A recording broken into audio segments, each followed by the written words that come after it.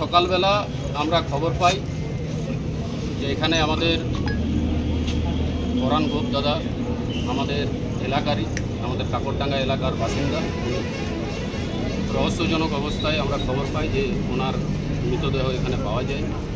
আর এসে আমরা যেটা দেখি, হাঁটু গেড়ে বসে কোনোদিনও এইভাবে হতে পারে না। আর যে জায়গায় ঘটনাটা ঘটেছে, সেই ঘটনাটা যে জায়গায় ঘটেছে সেটা একজনের মৃতদেহর শরীর ভার বহন করার মতো ক্ষমতা নয়।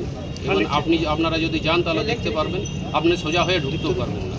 সেই রহস্যজনক অবস্থায় যখন পাওয়া যায়, তারপর এখান থেকে পুলিশ এখান থেকে ডেড বডিটাকে ডিসপ্যাচ করে নিয়ে যায়, মৃতদেহটাকে, এবং তারপর আমরা ফাঁড়িতে যাই। উনি কিসে কাজ করতেন, কোন ডিপার্টমেন্টে কাজ করতেন, কোন হাসপাতালে কাজ করতেন? উনি নিরাপত্তারক্ষীর কর্মকর্তা হিসাবে কাজ করতেন। কোথায় করতেন? এই শুভদর্শিনী হসপিটালের আন্ডারেই উনি কাজ করতেন। তো এখান থেকে যখন আমরা ফাঁড়িতে গেলাম, ফাঁড়িতে আমাদেরকে জানানো হলো যে তোমরা যা কিছু কথাবার্তা বলার হাসপাতাল কর্তৃপক্ষের সঙ্গে কথা বলো। আমরা কথা বললাম হাসপাতাল কর্তৃপক্ষের সঙ্গে এসে। কাল সারাটা দিন শুধু আধ ঘন্টা 1 ঘন্টা পর পর ওনারা ডাকছেন, টালবাহানা করছেন, কিন্তু কোনো সদুত্তর আমরা পাইনি। আমরা কাল আলটিমেশন এখানে দিয়ে গেছিলাম, আমরা আলটিমেট টাইম দিয়ে গেছিলাম যে যতক্ষণ না আমাদের দেহ পোস্টমর্টম হয়ে আসছে, ময়না তদন্ত হয়ে যতক্ষণ না দেহ আসছে, ততক্ষণ আপনার সময় দিলাম, আপনারা কোনো একটা ব্যবস্থা করুন। একটা মানবিকতার গ্রাউন্ডের জায়গায় দাঁড়িয়ে আপনারা যেভাবে পেশেন্টদের কাছে তো কোটি কোটি টাকা আদায় করেন, একটা মৃতদেহকে ছাড়েন না আপনারা। আজকে আপনার নিরাপত্তা রক্ষী, আজকে একজন কর্মকর্তা আজকে মারা যাচ্ছে, আজকে হাসপাতাল এইভাবে দায় ছেড়ে ফেলতে পারে না। এটা কখনোই হতে পারে না। আর ওনাদের যে বক্তব্য, সিকিউরিটি এজেন্সি বাইরের, চাঁদে গিয়ে ডিউটি দিতেন কি? হাসপাতালের প্রপার্টিকে দিতেন? এই হাসপাতালের সিকিউরিটিটাকে এনেছে কে? এই শুভদর্শিনী হসপিটাল এনেছে। তাহলে আজকে এর সদুত্তর শুভদর্শিনী হসপিটালকে দিতে হবে। এবং আমরা যে দাবি করেছি, বিষয়টা কি হাসপাতাল কর্তৃপক্ষের সঙ্গে কথা হয়েছে? কি বললেন ওনারা? কথা হয়েছে, ওনারা দায় ঝেড়ে ফেলতে চান, আর আমরা দায় ঝেড়ে ফেলতে দেবো না। এত সবাই তো আগে আপনারা কি অ্যাকশন নেবেন? আমরা এই মৃতদেহ নিয়ে আমরা এখানে রইলাম যতক্ষণ না সিদ্ধান্ত হচ্ছে। আজকে দেখুক, আজকে শুধুমাত্র হাসপাতালের রেপুটেশন খারাপের বিষয় নয়, আজকে সাধারণ মানুষ দেখুক কীভাবে অত্যাচার হয়।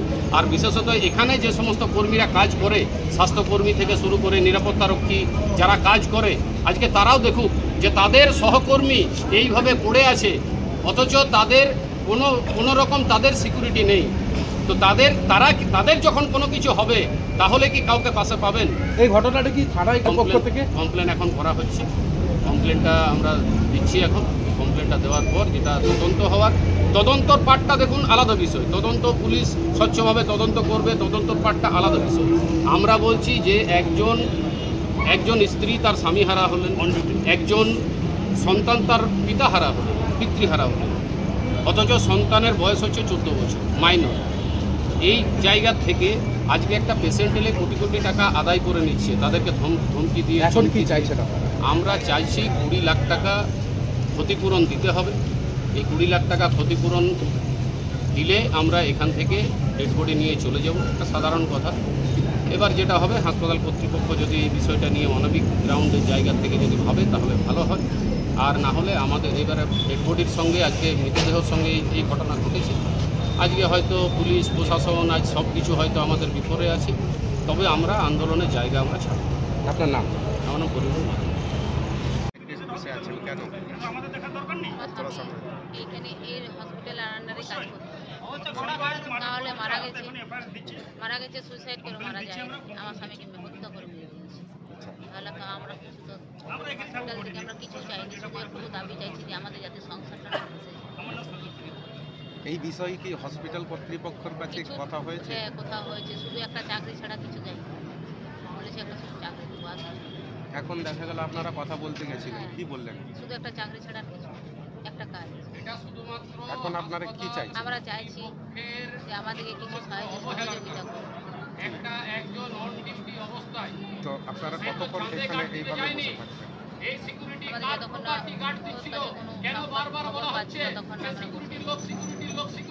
কে হন আপনি? কি নাম আপনার? এই হসপিটাল যেদিন থেকে প্রাথমিক কাজ শুরু করে সেদিন থেকে নিরাপত্তার দায়িত্ব ছিল, এবং আমরা হঠাৎ করে খবর পেলাম যে তাকে মৃত অবস্থায় হসপিটাল ব্যারাকের মধ্যে পাওয়া গেছে। পরিবারের লোক তৎক্ষণাৎ ছুটে আসে, তাদেরকে কী অবস্থায় ছিল সেটা তারা দেখতেও পায়নি। পুলিশ বডিটাকে তুলে নিয়ে যায় এবং বডিতে আমরা জানতে পেরেছি যে ক্ষতর চিহ্ন আছে এবং পরিবারের শঙ্কা, আমাদেরও শঙ্কা যে কোনো একটা কিছু বিষয় নিশ্চয়ই হসপিটালের মধ্যে আছে, মিস্টিরিয়াস বিষয়, যেটা উনি জেনে গেছিলেন নিরাপত্তা কর্মী, তার জন্য ওনাকে কিন্তু প্রাণটা দিতে হলো। আমরা দাবি করছি অবিলম্বে এই ঘটনাটির পূর্ণাঙ্গ একটা উচ্চ পর্যায়ে তদন্ত এবং তার পরিবারকে অবিলম্বে ক্ষতিপূরণের ব্যবস্থা। নাবালক ছেলেটির বয়স যতদিন না পর্যন্ত 18 বছর হচ্ছে ততদিন পর্যন্ত তার পরিবারকে ব্যবস্থা এবং এককালীন ক্ষতিপূরণ তার পরিবার যে দাবি করেছে 20 লক্ষ টাকা, আমরা সেই অসহায় মায়ের পাশে আছি, সেই বা শিশুটির পাশে আমরা আছি। কর্তৃপক্ষ যদি নমনীয় না হয় তাহলে কিন্তু আমরাও পরিবারের সাথে এই হসপিটালের সামনেই বসে থাকবো। আচ্ছা, কর্তৃপক্ষের সঙ্গে কর্তৃপক্ষের তো নেগেটিভ আচরণ, পজিটিভ কোনো জাস্টিফিকেশন আমরা কিন্তু দেখতে পাইনি। যেখানে কর্তৃপক্ষের উচিত ছিল যে উনি কর্তৃপক্ষের একজন কর্মচারী, প্রথম দিন থেকে যুক্ত, মানবিকভাবে বিষয়টিকে দেখা উচিত ছিল, তারা সেই গ্রাউন্ডে দেখেনি।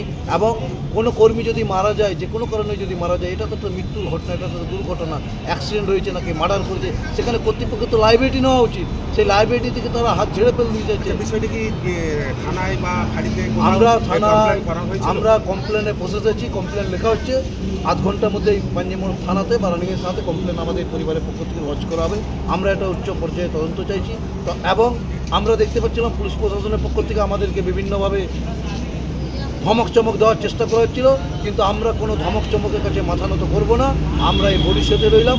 যদি পুলিশ লাঠিচার্জ করে তাহলে কিন্তু আগামী কালকেই কিন্তু আমরা পুরো রানিংয়ের শহরটাকে কিন্তু স্তব্ধ করে দেবো, রানিংয়ের থানাকেও কিন্তু ঘেরাও করতে বাধ্য দেবো। আমার নাম নয়ন গোপ, আমি পশ্চিমবঙ্গ গোয়ালা সমাজের চেয়ারম্যান এবং সামাজিক সংগঠনের পক্ষ থেকে এই পরিবারের পাশে আমরা আছি। আমরা রেডি আছি, আপনি কমপ্লেন দেন, আমি কাল থেকে ইনভাইট করছি, আপনি কমপ্লেন দেন। আমিও চাইছি যদি এদের ভুল আছে তারা এরা বিহাইন্ড বার যাক, কমপ্লেন দেন। কিন্তু